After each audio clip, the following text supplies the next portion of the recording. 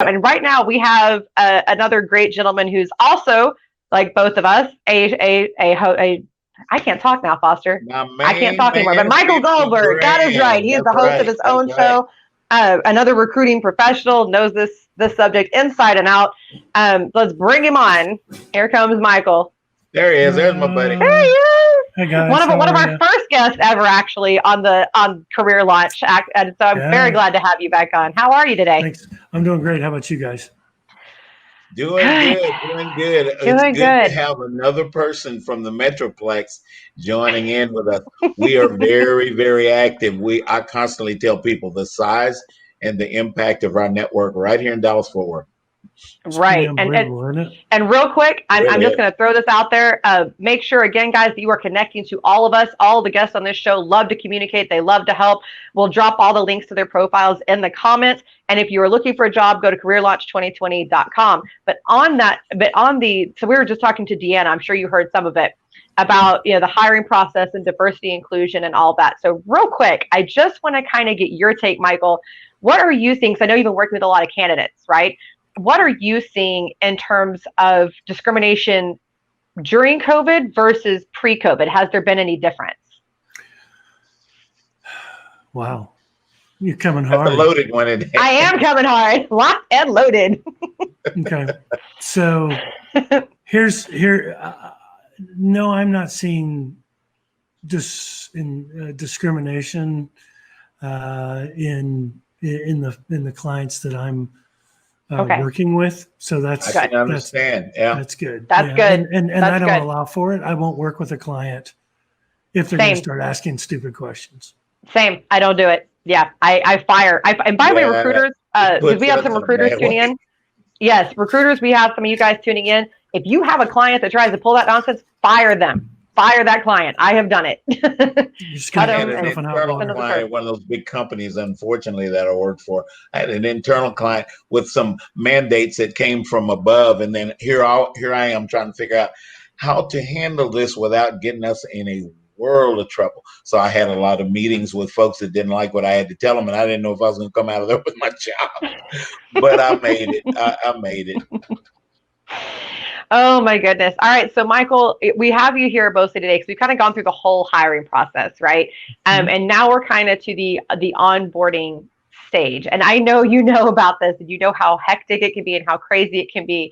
So what are some of the things that you think are the most important for both hiring companies and for candidates to remember about the onboarding process? Yeah, I mean, I think when you look at the onboarding process, let's start with the employer.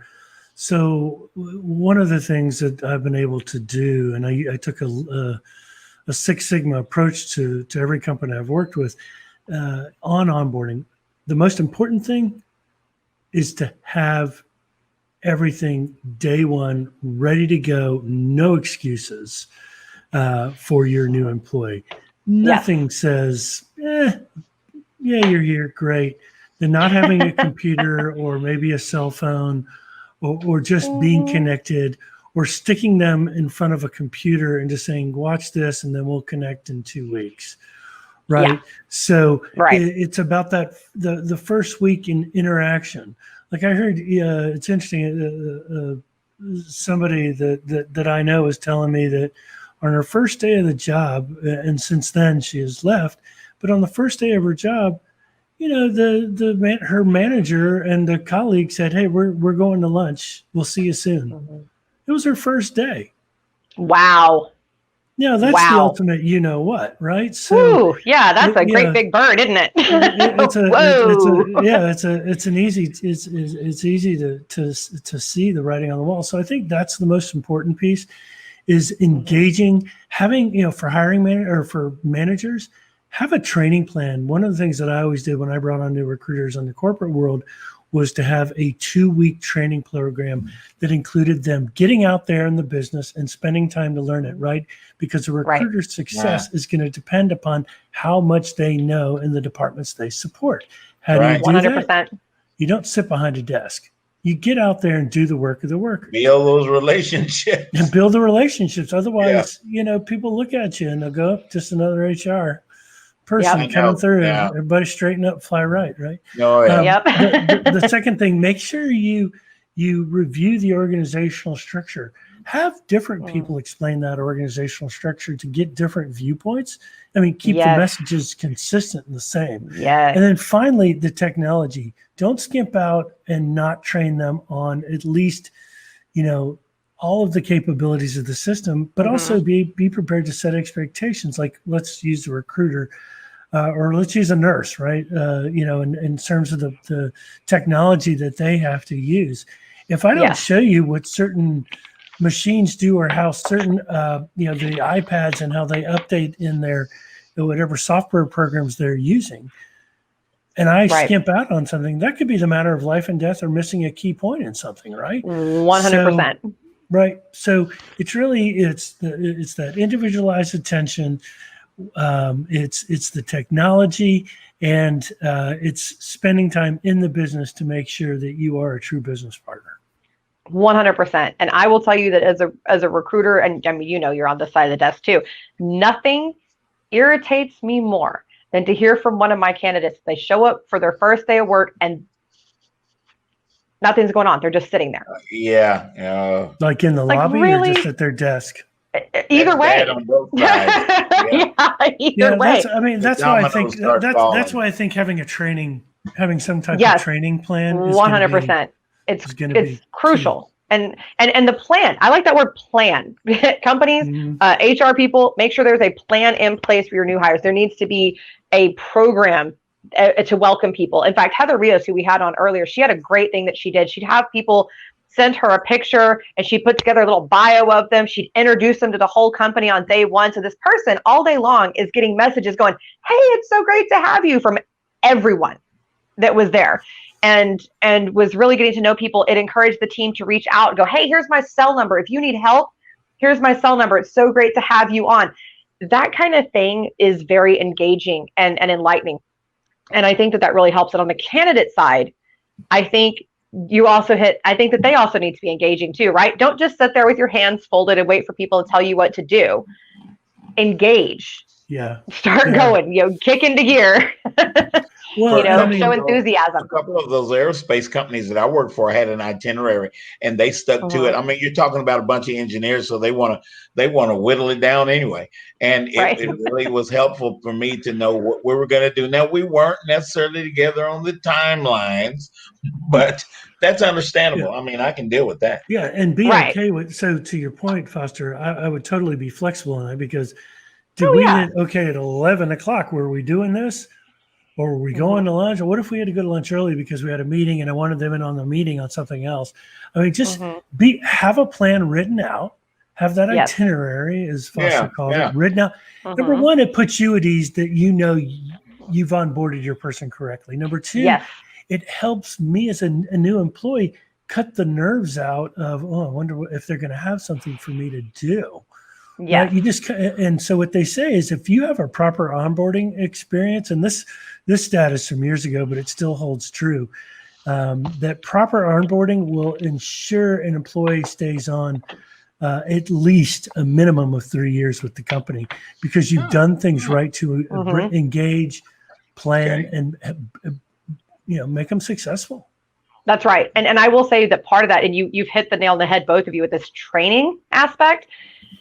Folks, even if you hire a professional, let's say you hire a product manager, right? And they've been in the industry, so they know the products, they know the industry, all that. They still don't know how you like things done. And they don't know where you are with things. And they don't know your systems. So you still need to onboard them properly and train them. It does not matter how many times they've done something or all that.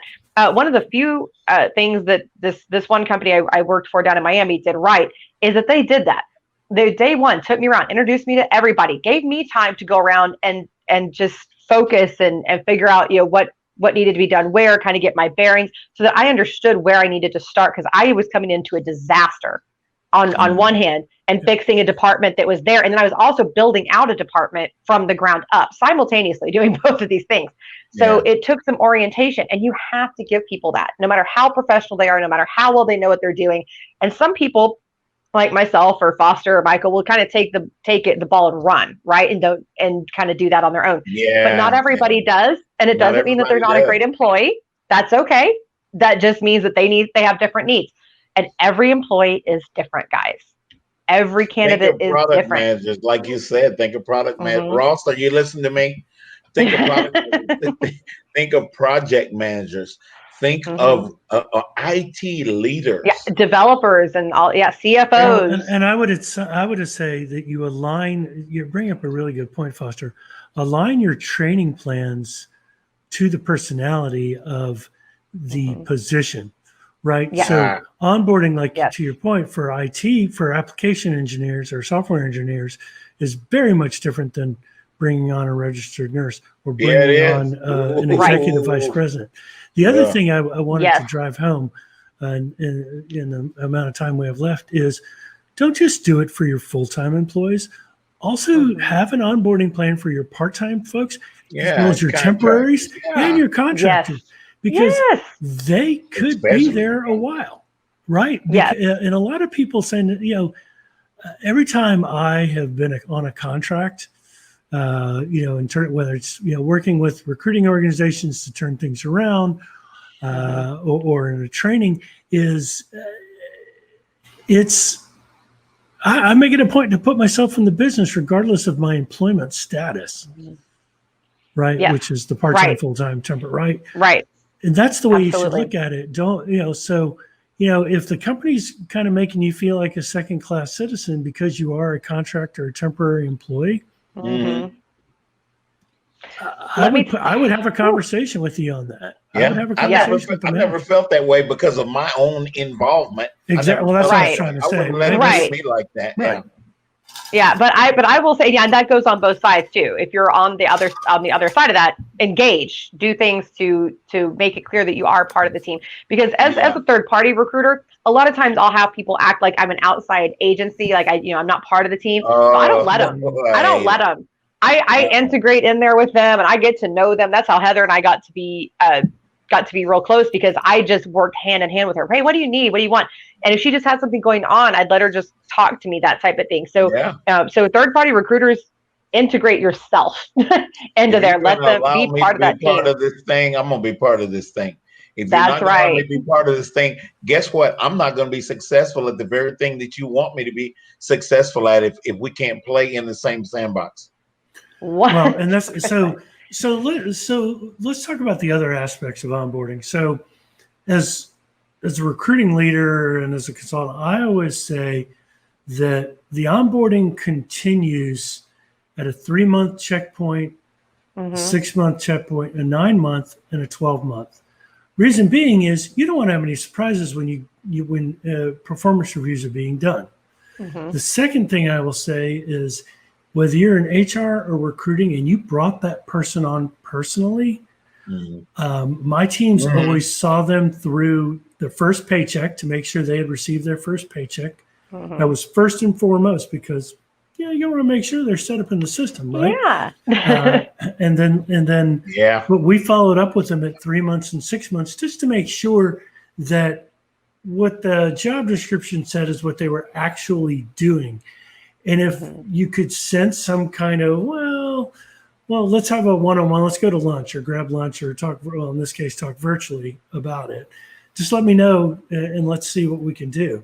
Asking them if they've talked to their manager or do they want HR to go talk. And we had to get HR involved sometimes to get the managers back refocused on what the main objective of hiring that person was. Right. Absolutely. And I think that you hit the nail on the head too with the word objective, the point of the objective of hiring the person. Right. So a lot of people think, oh, they're hired, poof, we're done. No, you still had a problem to be solved. So you still need to make sure that problem is in fact being solved.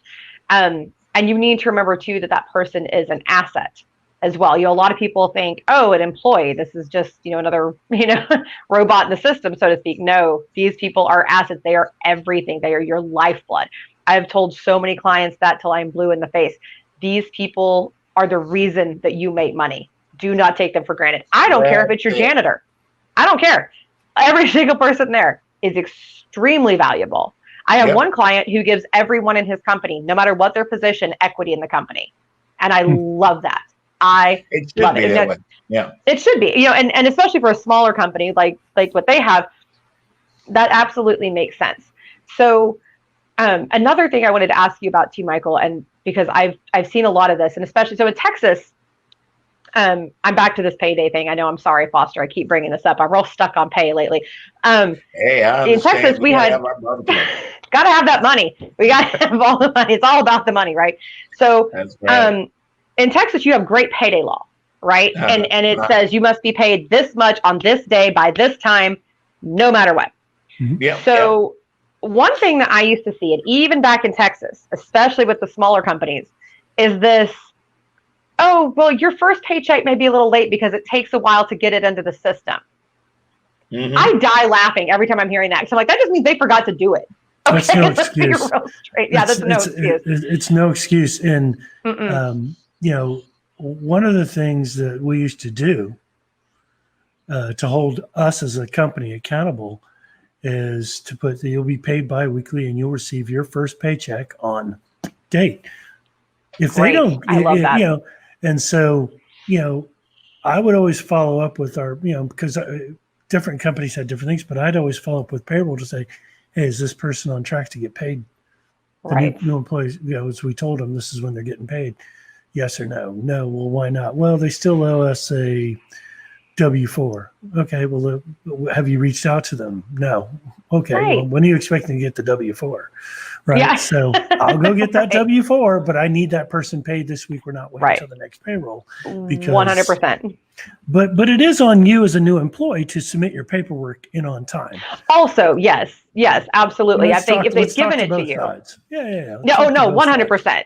100%. I mean, if they haven't given it to you, ask for it and don't shut up about it. Keep pushing.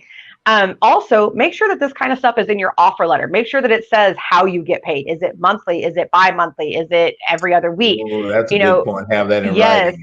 Yeah, it's in writing. It works. In writing, 100%. And so candidates too, like he said, push on the other side too, and fill it out immediately. Don't tell me in three days you still haven't done your paperwork. Come on, it's not that hard. Well, and I think I was looking at Patricia's comment here. Not to take over classically into my show mode. But I think she's spot on there, right? I think make them feel welcome. But the one thing I would also add to your comment, Patricia, and by the way, thank you for that, is help establish. Help a person build out their network internally. I always talk about building connections and networking outside of the company. A lot of companies fail to do that inside the company. And I'm working on a project now where I'm helping internal employees figure out how to go and take advantage of their internal systems, but also train them to better interview internally as an internal employee. And then hopefully I'm going to train the hiring managers on what the difference is between interviewing internally versus externally. So that's great. So I would say help them create connections within the company. Have them connect on LinkedIn with their peers or other people that they they really connect with, right? And build those and bring them to life when you can, whether it be through a Zoom call, a phone call, or if we ever get back to the office.